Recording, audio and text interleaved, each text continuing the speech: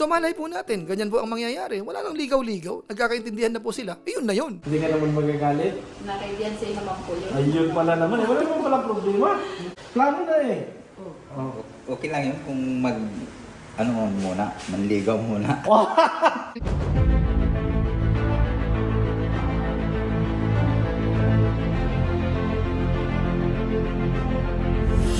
Ayun, shoutout guys. Muli po, welcome to my YouTube channel. Ito po si Kuya Julay, ang inyong katugang, ang inyong kalingap na muling babati po sa inyong magandang araw, magandang gabi. Saang panigman po tayo ng mundo naroroon at sa araw na ito, panibagong vlog po tayo. Pag-uusapan po natin dito, yung patungkol po sa binanggit po ng tatay po ni Beyonce, yung about sa hindi pa nanliligaw.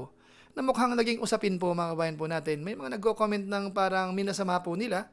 At yung iba naman ho ay naiintindihan. So gawan po natin ito ng reaction at saka yung opinion po natin dito. Pakinggan nyo po maya-maya ng konti. Pero bago po yun, kunting paalala po muna si Kuya Julay. Baka sakaling meron po ditong hindi nakasubscribe sa ating YouTube channel, huwag natin kalimutan. Julay Paunil. Tapos, pakipindot lang po yung notification bell button para lagi po tayong updated sa aking mga video upload. Tapos yung ating Facebook page po, Julay Paunil 2.0, pwede po nating i-follow at saka po pwedeng i-like. So maraming salamat po sa inyong lahat. At pakisuportahan po yung ating mga kasamahan, mga team Kalingap, mga Lingap partners, at saka higit sa lahat po, si Kuya Bal Santos Matubang at saka po si Kalingap Rab. So maraming salamat po sa inyong lahat. Ngayon tuloy na po tayo, pag-usapan na po natin itong patungkol po sa pagpunta ni Kuya Bal Santos Matubang doon sa bahay ni Beyonce, na kinausap po yung nanay at saka yung tatay. Na kung saan naman po mga kabayan po natin nung nakaraan, doon po sa radio station, nag-usap si Kalingap Edo at saka si Kuya Bal Santos Matubang, meron silang napagkasunduan na magpapakasal nga po. Parang sikreto lang ho yun mga bayan po natin. Kaso sa pagkakataon pong ito, binanggit na po sa magulang at kinukumbinsi po ni Kuya Bal Santos Matubang kung po pwede. Kaso nga lang ho, may part po dito na medyo hindi nagustuhan ho yung sagot nung tatay ni Beyonce. Ano mga kabayan natin? So bago po natin puntahan yun mga kabayan po natin, pakinggan muna natin sandali yung usapan po nila at kung ano po yung reaksyon nung nanay po ni Beyonce. Ano po? At pati na rin po yung ilang part nung sinabi rin po nung tatay. Ito po yun. Kung halimbawa, wala kayong masasabi kung halimbawa, isang araw, dumating si Papa dito na hihingi ko ng kamay ni Beyonce. Ano naman ang magiging saloobin mo? Hindi ka naman magagalit? Nakaibiyan sa naman po yun. Ayun pala naman. Wala naman palang problema. Yung tatay ata ayaw eh. Ay, tay! Hindi, parang kaya yata dito. Parang kaya yata ni tatay. Tanong mo sa kanya kung si AIDS okay sa kanya. Eh, sinabi to sa akin ano, sa palagay mo, si Papa AIDS. Kasi nandito na rin naman tayo, ano sa palagay mo. Wala namang problema sa akin. Okay. Hindi Yun. ka makikisama eh. Yan eh. Yun. Wala naman pala problema si Papa AIDS lang pala talaga naghahinaan eh. Lalo po namin, total, dito rin po kayo. Kakasalan ni si Jesse. Secret wedding. Ay, hindi na secret ngayon. Nalaman na yung secret namin. Ngayon, nasawa na. Si AIDS ang magpapa-squid at sa kami. Oo. Tulong-tulong kami. Kasi baka maano ng iba. Kaya nga, sa'yo. Hoy, nalaman niyo, isang love team. Yung isang love team, hiwalay na. Nabot ng 5 years. 5 years na magjuwa, hiwalay na. Ano po talaga, siguro yung, andun naman po pag ang nakakaalam ng ano. Ayaw namin na mangyari kay Papa Ido yun. Baka umiyak si Papa AIDS kasi. Ang tagal niya naghintay na maging 18 si Beyonce. Ilang taon si Beyonce nagsimula? 17. 7. Hindi, kilala sila. 17. 17.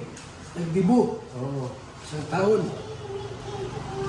Bali, Mag-comment 2 years siya. Mahirap. 16 siya noon, ongoing 17. Yun. Isang taon kalahati naghintay si Papa Ido. Oo. Tapos malaman namin, nasa iba na. Oo. Ay, masakit yun. Masakit yun. Eh, sa akin masakit yun. Kami Bakit may dito ka tayo eh. Nata. Parang ang tawag po namin, ipapakasal natin, secret wedding. Oo. Ngayon, habang kasal sila kasama, tuloy ang pag-i-eskwela. Walang problema. Katulad pa rin ng dati. Ano masabi niyo? Ayun po. Ano masabi niyo? Okay lang ba yun na secret wedding natin, tapos mag-asawa na sila, gano'n, tapos tuloy sa pag-eskwela. Tutok mo yung camera para alam niya. Yan, si Beyonce po niya Ano? mag-decide. Ha? Si Beyonce pa ang magde-decide niyan. Ayun. Hindi naman po kami makikisama ay. So, ibig sabihin, walang problema kay nanay. Wala problema, bababait talaga to. Walang problema sa inyo po. Eh, kita tayo bilang, meron. Nakalamang masakit sa damdamin mo. Walang problema. Hindi naman kami makikisama. Ngayon po, ang gawin namin, mag-rent kami ng apartment para sa mag-asawa na. No. Kami bahala. May eskwela si Biancy, lako, tuloy lang. Huwag mo na mag-anak. Bawal mag-anak. Basta. Hanggat tuloy ang support dito sa kanila. Yung tindahan na nandiyan sa kabila. Oo, palalaking pa yung tindahan. Eh, di pa kasama natin ang talagang kita na lahat. Hindi na natin i-secret ano. Kasi kung ayaw namin tulad sa ibang love team na iwalay na. Wala ba kayo iwalay na? Lungkot-lungkot. Nalungkot kayo. Yung kalooban ng Diyos. Eh, pwede kasi masunod. Maganda pa kasi Biancy. Oo. Kaya Masunod ng teacher. Yung teacher ng palitero. Hindi. Hindi naman po yun. Talagang nagkakagustuhan sila. Kahit Wow! So ayan po mga kababayan po natin, mga kalingap, maliwanag sa part po ng nanay, si Biancy daw po ang makakapag-decide. Ibig sabihin kung anong pipiliin po ni Biancy, kung papayag, walang problema po sa kanya. At doon po sa unang binanggit din po ng tatay ni Biancy, ganun din. Wala rin pong problema mga kababayan po natin. Kaso nga lang, kung yan po ay itutuloy po natin, meron pong part dyan, nung ang pinag-uusapan na po ay about sa pamamanhikan, meron pong nabanggit po si Tatay Biran. Ito panoorin po natin. Tanong natin kung okay lang naman hikin dito. Ano, okay naman sa inyo na pamanikan na kami dito. Kasi plano na eh. Oh. okay lang yun kung manligaw muna. Hindi niya alam magjiwa na. Hindi mo ba sinabi sa inyo? Hindi sinabi sa kanya. So ayan mga kababayan po natin. Dito po, nabanggit ni Tatay Biran na hindi pa raw po nanliligaw si Kalingap Edo. Mga kababayan natin. Ngayon ang tanong, totoo kaya yon? Wala kayang halong pagbibiro si Tatay Biran dito? Talaga nga kaya na wala siyang alam talaga na nanligaw na po si Kalingap Edo kay Biancy, mga kababayan natin? Po, pwede nyo pong i-comment po sa baba. Ano po? Pero syempre po, tayo may opinion. Ano po? Ang para sa akin po dito, mga kabayan po natin, bagamat kanina ho ay napasadahan ho natin ito sa aking live stream. Pero ngayon po, daragdagan po natin. Napansin ko, iba ho yung mga reaksyon ng iba sa comment section. Ano po? So, tingnan po natin. Una po, ganito yon. Kung sakasakali man po sa pakiramdam ng mga viewers natin, mga supporters, ay nagkakaroon na po ng ligawan o kaya sila na. Ang isa sa possibility po, hindi pinaalam kay Tatay Biran. Di ba po, pwede mangyari yon. Tapos pangalawa ho, ito po yung binanggit ko po sa aking live stream kanina, mga kabayan po natin. Siguro isingit ko po sandali. Dapat kung yun ang totoo, masakit man sa pandinig natin, tanggapin ho natin. Ito po ay ano ko lang po sa inyo na parang advice ko lang po. Kasi ayoko po na maging panatiko ho. Kayo, kung sino man po ang nanonood sa akin. Kasi once naging fanatiko na po tayo, maliit na pagkakamali ng vlogger, babatikusin niyo po yan. So dapat ho tayo dito mga kabayan po natin, ay lawakan ho natin ng konti. Kaya po nagkakaroon po ng mga fanatiko, parang ano tayo, ina-assume natin may gusto tayong mangyayari na dapat nangyayari sa napapanood natin. Hindi. Tayo po ay susunod lang. Manonood lang po tayo Pag naisip ni Kalingap Rab, ito ang content. Tapos yung mga main character niya naman, ito naman ang gusto nilang gawin. Kasi hindi naman scripted totally ang sa Kalingap, di ba? Pag ito ang bitaw ng lalaki, bitaw ng babae, medyo may kilig. Part ng usapan nila yun Vlog yan Ang isipin, huwag tayo mag-decide kaagad yung napanood natin, yun ang totoong buhay. Nakukuha niyo po. Pag napanood natin, isipin nyo kaagad, vlog to. Serye ito, vlog ito. Vlog lang ito. Okay?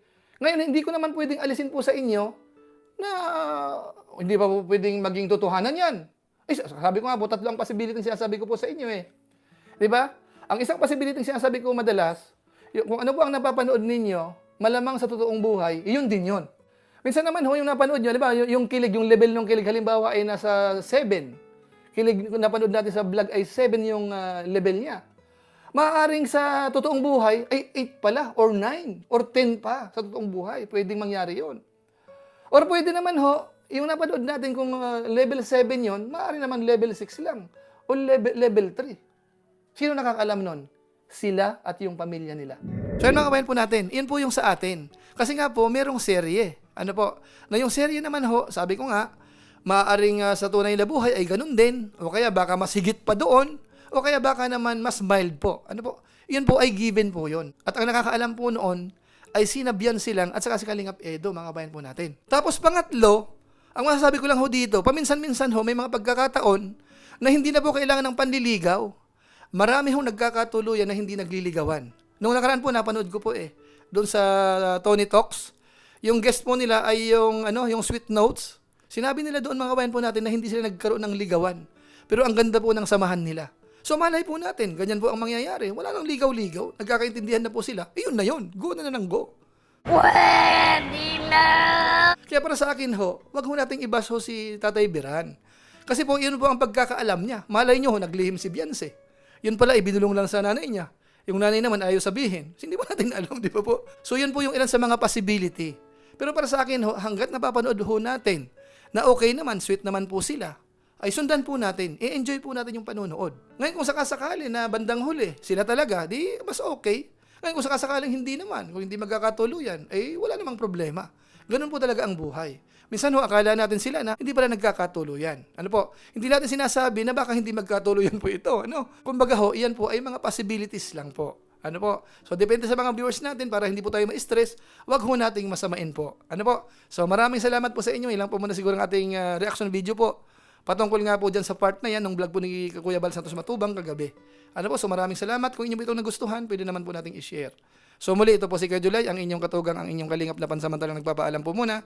Kita-kita ulit tayo sa mga susunod ko pang vlog. Maraming salamat sa inyong walang samang pagsuporta po sa ating YouTube channel. Pagpalain nawa kayo ng Diyos, mabait tayong lahat. God bless. Bye-bye.